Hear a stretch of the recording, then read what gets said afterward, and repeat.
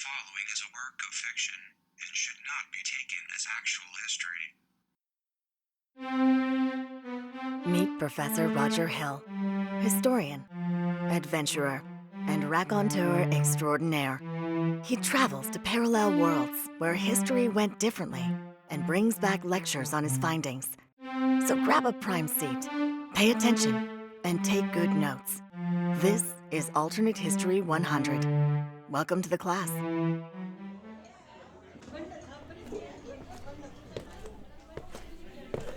Good morning.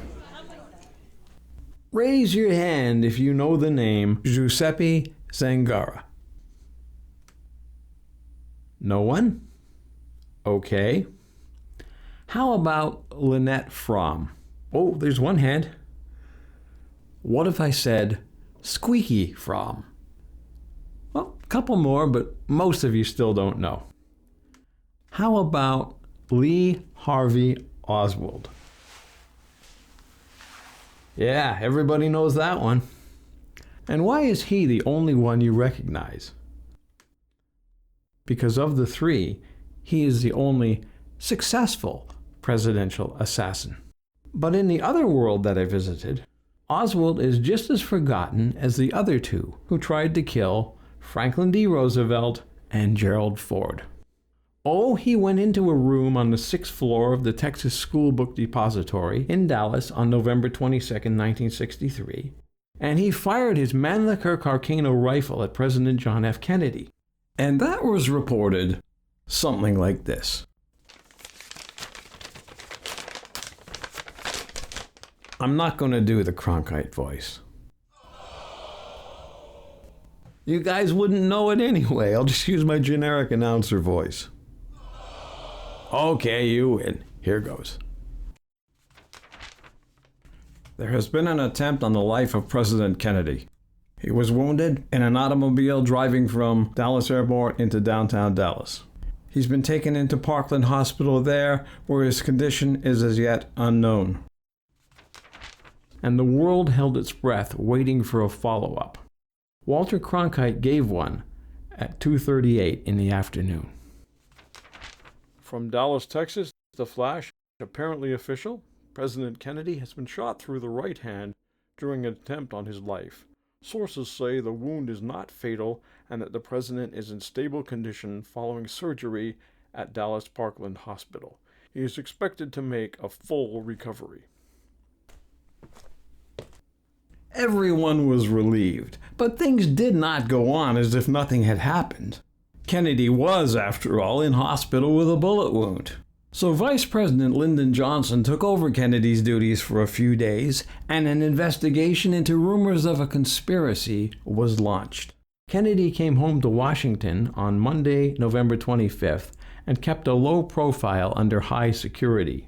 But when rumors began to swirl that his injury was worse than reported, he knew he had to step forward. On December 2nd, he made a brief television address from the White House, assuring the world that he was alive and well.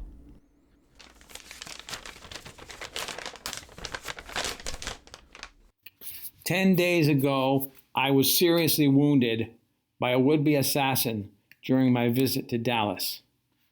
I want you to know that I am recovering nicely from that wound. I thank Vice President Johnson for his stellar service on those days when I was unable to perform the duties of this office. As Christmas and the New Year approach, you can rest assured that your president is ready, willing, and able to resume the performance of those duties. There is much work to do, many bills to pass, and I intend to sign them into law, even if I have to use my left hand to do it. On behalf of the First Lady and our children, I thank you for your cards, letters, and prayers during this difficult time. Good night, and God bless." Thank you. You guys are way too kind. That was a terrible impression. But if it helps you remember, it did its job. In our world, so many books, movies and TV shows have been written on this particular what if. And why not? Most historians in our world see the Kennedy assassination as a watershed moment. I think that November 22nd, 1963 is the real beginning of the 1960s, the day that optimism died and cynicism took over. And I guess that means we had a long 1950s. Google long 19th century if you don't get that reference. But what about over there? Their Camelot may have continued, but that aside, they had the same headlines as we did. Space race, civil rights, and Vietnam. Let's look at how those things went with John F. Kennedy still at the helm. Their space program was exactly the same as ours. Project Mercury put men in space. Project Gemini had dockings and spacewalks. And Project Apollo fulfilled Kennedy's promise to put a man on the moon before the decade, that's how he pronounced it, was over. Even if the tragedy of Apollo 1 delayed that triumph until after he had left the White House. The only difference is that over there, Kennedy was alive to see the dream come true. Oh, and the rockets were launched from Cape Canaveral, which was not renamed after the president. Civil rights was the big domestic issue of the day, both there and here, and Kennedy wanted to act upon it. He was, at his heart, a fair man who believed in doing the right thing. But he hesitated. As a Democrat who barely won the 1960 election, he did not want to erode his support base in the southern states. Does that surprise you? Blue states in the South? Well, back then, Southern Democrat was basically one word. Like, damn Yankee. It is said that what tipped Kennedy's decision to act on the issue was his realization that the Soviets were using news footage of American protests as propaganda. They were going to Africa and showing ugly images of fire hoses and German shepherds being turned on peaceful protesters in Alabama and saying, "This is how America treats people who look like you." Thank you. But if Kennedy previously thought that civil rights was a family quarrel, he suddenly realized that the drapes were open and the neighbors were looking in, and he knew he had to do something. Consequences be damned. There was, of course, resistance in his own party. Many of the Southern members feared for their own careers and were not willing to risk them. That's why in our world, some conspiracy theorists see the assassination as an attempt to stop civil rights, and Johnson's passage of them as nothing more than a sop to deflect rumors of Kennedy's death being some kind of palace coup. Many in our world think that Kennedy could not have gotten those civil rights through Congress if he had lived, because the Southern Democrats would not have acquiesced to the will of a Massachusetts Yankee. Make that damn Yankee. But over there, Kennedy leaned heavily on his Texas vice president to corral the necessary support to ensure passage. Indeed, their Lyndon Johnson was probably the most influential vice president of all time. And that brings us to Vietnam. It is widely believed here that Kennedy would have pulled the troops out, and in both worlds he wanted to do that. But his military advisors told him that a pullout would lead to a quick victory for the communists, and he did not want a military defeat to affect his chances for re-election in 1964, so he thought he would hold off on a pullout until 1965. And then the Gulf of Tonkin incident happened, and he had to respond. There as here, that response was the first step to being drawn into the quagmire of a full-scale war in Southeast Asia. The thing to remember about Vietnam, as we discussed on our seminar on an alternate Richard Nixon, was that America couldn't just cut and run.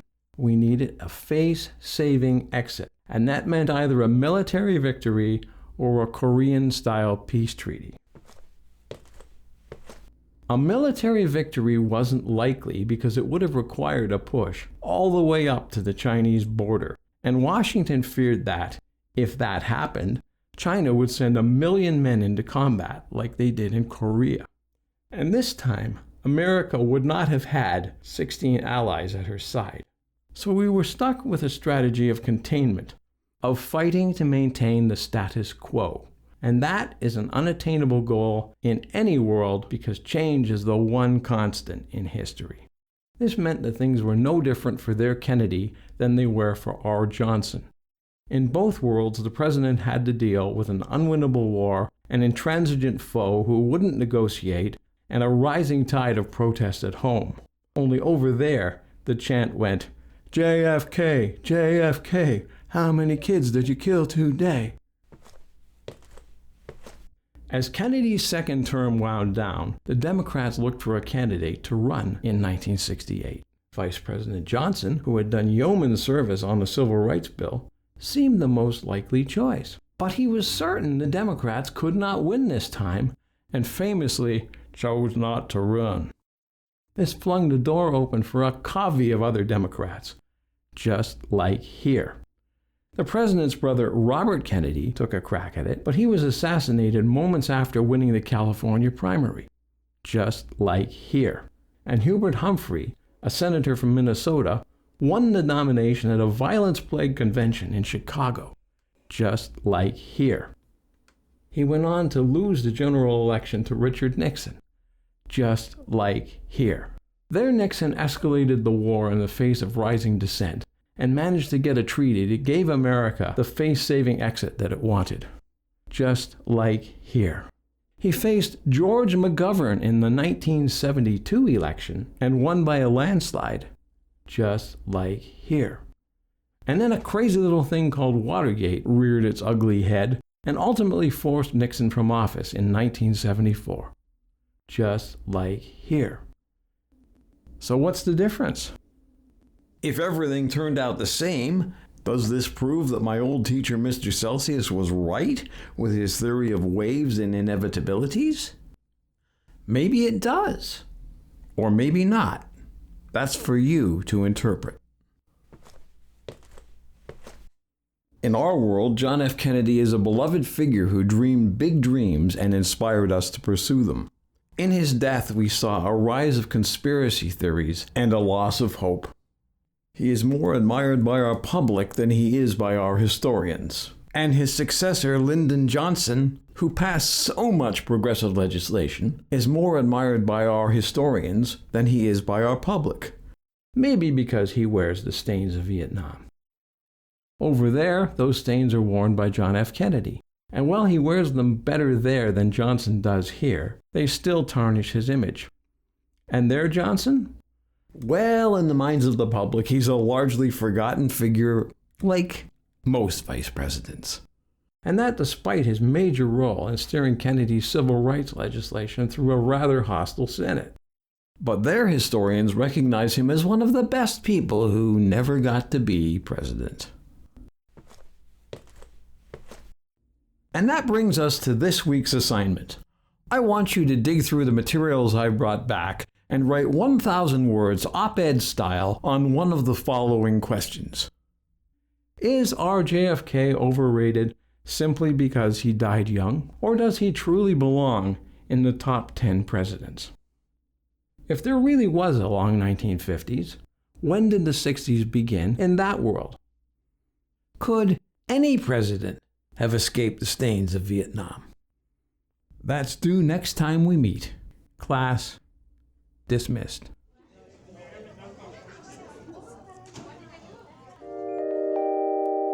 Hi, I'm Gary Wheeler. Alternate History 100 is a labor of love with the twin goals of entertaining you and making you think.